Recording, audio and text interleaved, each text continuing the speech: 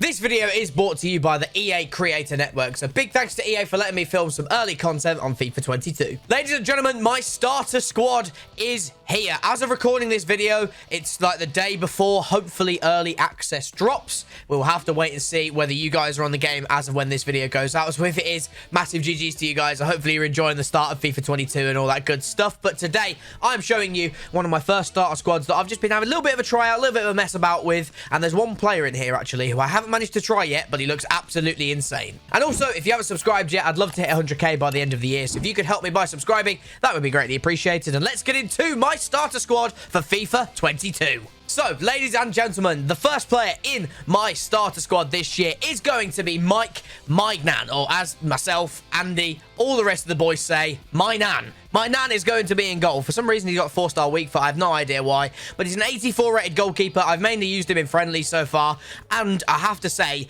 very, very good goalkeeper. Now, you guys know how many good French defenders there are in the game, so I think my Nan is going to be a very, very good choice for a goalkeeper going through FIFA 22. I guess there's not really much to say when it comes to goalkeepers and stuff like that, but this guy you're probably going to see a lot of going through like division rivals and the weekend league and all that stuff. And from what I've seen in the first few games so far, very, very good. And just as a disclaimer too, I am going to be using the 4-4-2 formation for this video today. Of course, you guys are going to have a play around with your own formations. This is just the formation that I've had the most fun with so far. So, moving on to the right back position, we have probably one of the most useful right backs in early stages of FIFA 22. We've got Ryan Fredericks, 3-star, 3-star. Main thing about Ryan Fredericks, he's going to be good, he's going to be cheap, he's fast, he's going to do a job at right back until you start venturing into the bigger right backs, the Cancelos, the Wan-Bissakas, the Kyle Walkers, and all that good stuff. I always use Fredericks at the start of every FIFA. Genuinely, to be honest with you, he's probably even good going through to the end stages just because he's got 91 pace, to be honest with you. But Fredericks is my right back. Going into my first centre-back, ladies and gentlemen, of course, this man has to be French and it has to link to my Nan. It is Ibrahima Konate, Liverpool's new centre-back. 71 pace, don't let that fool you. This man definitely feels as if he has more than 71 pace. Medium-high work rates, 6'4", winning all of those headers, because people do like to cross a little bit on this game from what I've seen so far. 71 pace is a bit of a lie. He definitely feels quicker than 71 pace, I have to say. But from what I've used of him so far, of course, some of you are probably skeptical by seeing the 0 games played and 0 goals or 0 assists, yellow cards and stuff. When you play on friendlies, as you guys are aware of, stats don't actually get added onto the cards and stuff like that. So that's why there's no stats or anything like that on here. But anyway, this Konate card, absolutely brilliant. And you know what? It was a good card last year, actually, if we go back to RB Leipzig. He was quite an overpowered card. This one, yet again, is just quite good. He's big, he's strong. It's a very, very good early centre-back. And moving into the left centre-back. Now, this is going to change because at first, I used a Bundesliga centre-back called Niakate, who had like 77 pace, was all right, but I haven't managed to pack Lacroix or get him just yet, and because he's extinct. And hopefully when you guys get on the game and start opening packs and all that stuff, it's actually going to put a bunch of Lacroix on the game so I can actually use him. But when I can get my hands on him, he is the man that I'm going to be using. Look at that, 6'3", medium high, 88 pace Lacroix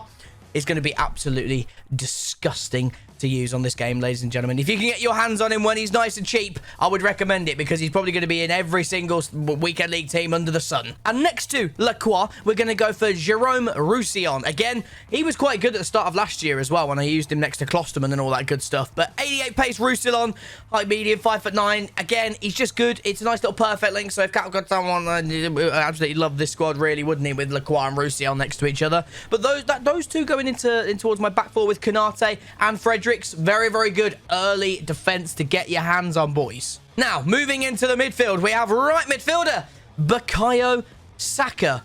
I don't know why, but he's actually really, really good. Of course, you could probably switch him out for like a Adama Traore or some of the more overpowered ones. But you know what? I've actually really enjoyed using Saka so far. He was one of the first cards that I managed to pack in the game, which obviously, if you haven't seen my pack opening that I uploaded yesterday, make sure to go check that out. But yeah, surprisingly, I've actually had quite a lot of fun with Saka so far. I've actually scored some really nice finesse goals with him too. So he's in my star squad. He's actually quite good. But if you guys want to go ahead and use like Adama Traore and that sort of stuff, I don't blame you at all. But Saka's actually been quite fun. Now, going into a rival of Arsenal and Bukayo Saka in at right centre mid, we have Tanguy Ndombele. Lovely 82 rated card, 71 pace, 72 shooting, 88 passing with 88 dribbling and 4-star skills.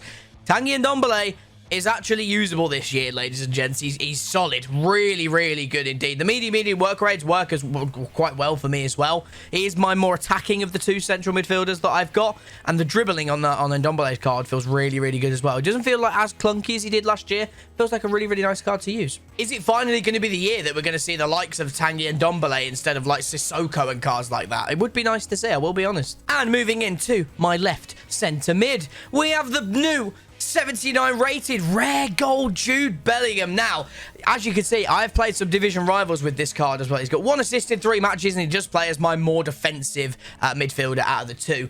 And high work rate, this Jude Bellingham card is really, really fun to use, ladies and gentlemen. I don't know what it is. Whether I'm just English and I have some form of, like, sentimental value to Jude Bellingham, I don't know. But this card has been absolutely brilliant for me so far. The 69 shooting has been a bit of a, when trying to do, like, outside finesse shots or just outside the box shots and stuff like that. Not the greatest at that.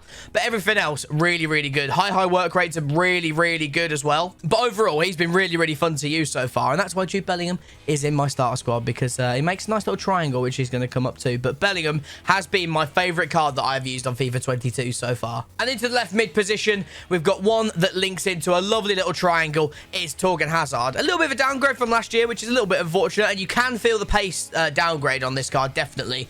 But dribbling and all that sort of stuff, Torgan Hazard still feels really good. 4-star, 4-star. Is quite good on this game, actually. 4-star weak foot. As from what I've seen so far, or what I've felt on playing the game so far, the 4-star weak foot side of things has actually been really, really good. So I would recommend Torgan Hazard, and he kind of just mainly works for the way that my whole left-hand side of my team works. But yeah, Torgan Hazard, it is what it says on the tin.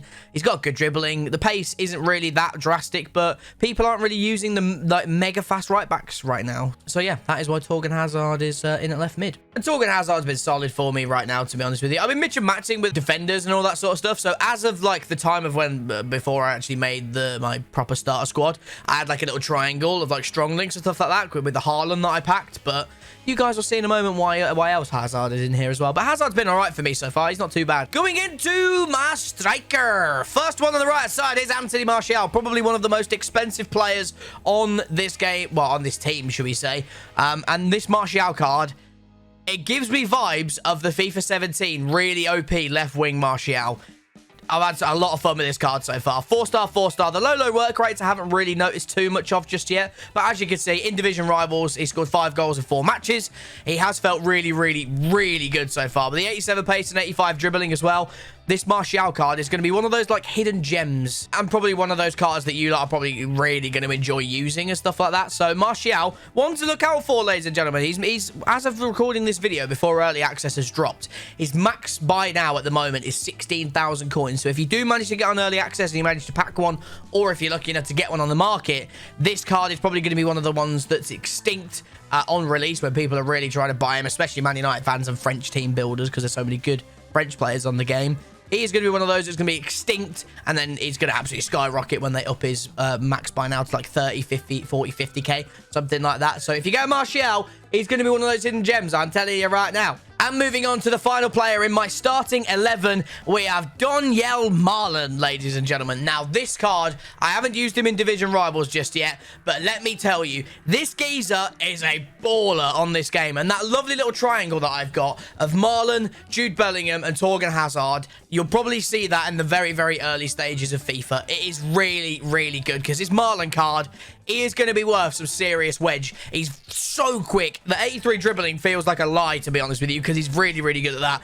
Deadly finishing, 4-star skills, and 3-star weak foot, actually, you don't really see much of, because he has scored quite a few on his left foot, actually, so I think that 3-star skills might be a little bit of a lie. But either way, that is my starting 11 for my team. Like I said before, I did have this centre-back called Niakate as well. That's a man that I have been using so far, so technically he should be in here, shall we say. And that's a card that I've been using so far. So technically my proper starter squad would be this here with the Niakate in there with really great pace, 6'3", medium high. But I will be adding this Lacroix as soon as I can actually buy him. And you know what? For this video, I'm going to try and snipe him. And he's not there. As you can see, he's still extinct. So, well, there you go, ladies and gentlemen. That is my fully starter squad on FIFA 22. Let me know in the comment section some players that you would absolutely love to use on FIFA 22 in your starter squads. I can't recommend my 2 strikers highly enough. Martial and Marlon are going to be some absolute hidden gems on this game, in the early parts of this game anyway. But yeah, let me know who you guys want to use in the comments. Leave a like if you've enjoyed. Subscribe if you are new around here as well.